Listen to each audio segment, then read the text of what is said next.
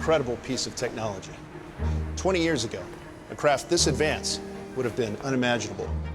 But so would the idea of extraterrestrials attacking our planet, pushing mankind to the brink of extinction.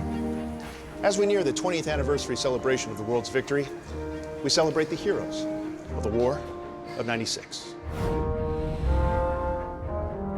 Mankind, that word should have new meaning for all of us today. We can't be consumed by our petty differences anymore. President Whitmore's words united us as a species and will reverberate in our hearts forever. We're going to live on. We're going to survive. Today, we celebrate our Independence Day. Though our world had been reduced to ash and rubble, from those ashes would rise a new age of growth, technology, and above all, unity. In 1998, leaders from the nations of the world joined together to establish a global peace alliance, putting to rest centuries-old conflicts and political distrust. The newly united nations would go on to form the United Global Defense Unit dedicated to the protection of the Earth against future threats.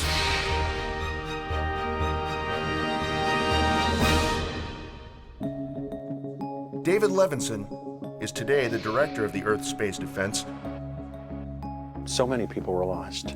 As we know, it was a horrible event in which much of the world suffered, and that's what's brought us together. ESD has been an international, collaborative, grand effort, and our main goal, of course, is to keep us safe. And I've taken a leadership role in developing many aspects of this defense system. As you know, it's taken a huge effort to get a big military base on the moon, and these orbiting units which have a big punch to them. 20 years ago, these weapons, like the alien city destroyer cannon, were used against us with devastating results.